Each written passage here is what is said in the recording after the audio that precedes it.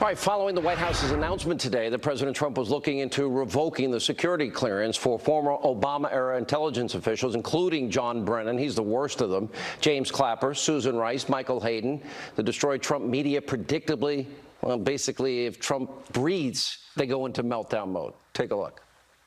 Sarah Sanders there, let's just call it what it was. She really threw a grenade in there when it comes to this news that she's now saying the White House is now considering not only revoking the security clearance of the former CIA chief John Brennan, but also that of Comey, Clapper, McCabe, and Rice. There's really no way to look at this other than President Trump wants to punish his critics. Well, Jake, there's no question about it. Wants to punish them and silence them as well, perhaps. Truly extraordinary and unprecedented threat from the White House, but it doesn't seem grounded in reality.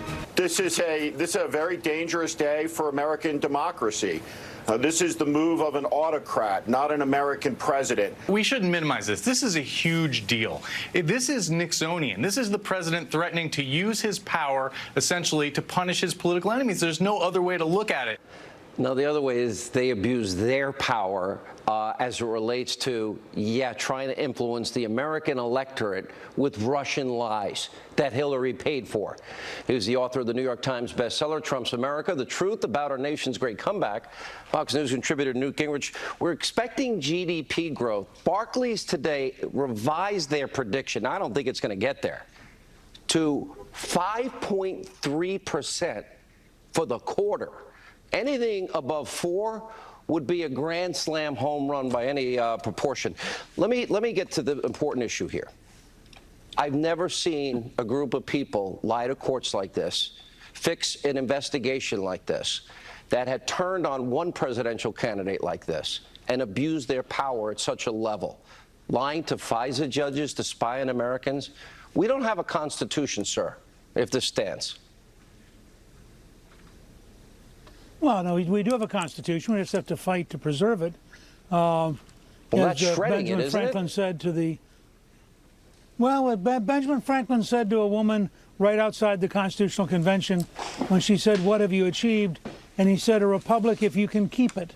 We're in that kind of a cycle again. Look, if I have any complaint about what Sarah Sanders said today, that the president thinks he's going to do in terms of these people, is he's not going far enough. He's not being serious enough. I think we ought to have some kind of open reporting on every single person who lied to us about Benghazi. I think we ought to have a really serious look at all the different ways in which the establishment grew more corrupt, more dishonest, more willing to lie to the American people. And if I were going to fault the president, it wouldn't be for going too far. It would be for not methodically and systematically exposing to the American people, starting, frankly, with the FISA warrant. There's no excuse for that warrant being redacted anymore. Mr. Speaker, and he can, at a stroke of the pen, they lied to FISA court judges 4 times.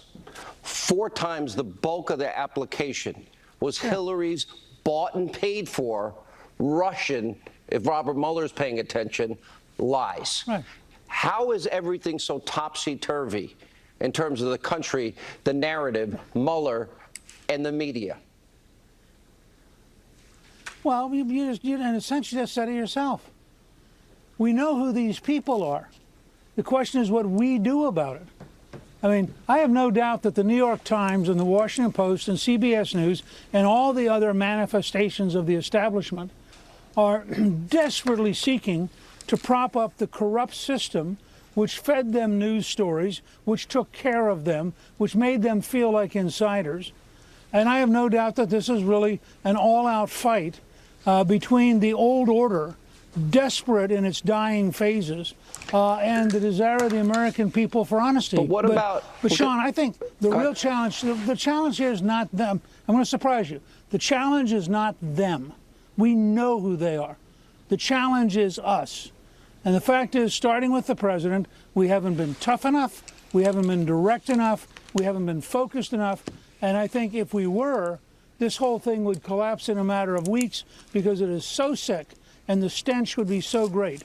And I just gave you 3 or 4 examples. How about we start with the redactions? And here's the challenge. Perfect. We can start with the redactions. How does Rod Rosenstein as conflicted as he is, and he signed the last warrant based on Russia lies, and he appointed Mueller. I mean, I would laugh if it wasn't so serious, because the American people were systematically lied to. Courts were systematically lied to. Our protections against unreasonable search and seizure were violated at the highest levels of our government. And I would argue our Constitution is meaningless unless it's fixed.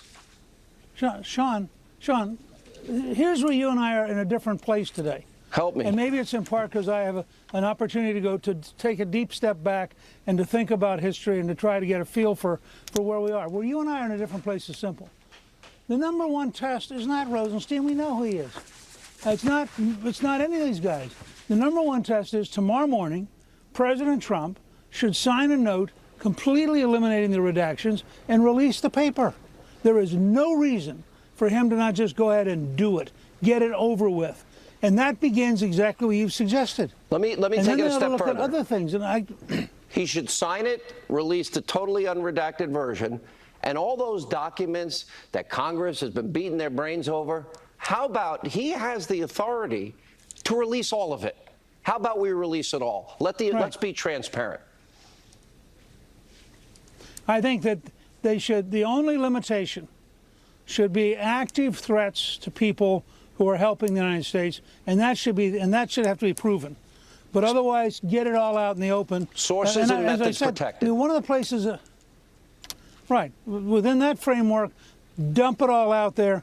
The only thing that is going to clean up Washington is the fresh air of accountability, transparency, and honesty. Nothing else is going to clean this place up. It is a snake pit, and the more we learn, the sicker we realize it is. You are a great historian. You're a professor at heart. Nobody knows that about you as much as I do. I guess the question is, in history, we've had some very challenging times. Can you think of a bigger abuse of power in our history? Look, I think the person whose situation is the most like President Trump's was Abraham Lincoln. Lincoln is fighting to preserve the Constitution. He's fighting to preserve the Union. And he's having to do a lot of different things that are very bold and in some cases very radical. And he's trying to do it in a way that he is deeply, bitterly opposed, not just by the slave-owning South, but also by a substantial number of Democrats in the North. And I think that Trump's in a very similar place. I gave you an example a few minutes ago that I think is so astonishing. You go back and look at Benghazi. We know, without any question, the President of the United States, Obama, lied. We know that Hillary Clinton lied. We know that Rice lied. We know that they knew they were lying, that they, in fact, had information from Tunisia, or rather from Libya, that said their version was totally false. And they deliberately and maliciously lied to the American people. That should all be released. We should be able to see who these people really are. And then you should say to yourself, so if that's all true, and if Clapper and Brennan and others were engaged in lying to the American people, why would they keep their secrecy? Why would they be allowed clearance? And I think that it's very important to get all this stuff out in the open. All right, Mr. Speaker, very powerful. Thank you. When we come back, Tom Fitton, Andy McCarthy will get their important perspective. That's straight ahead.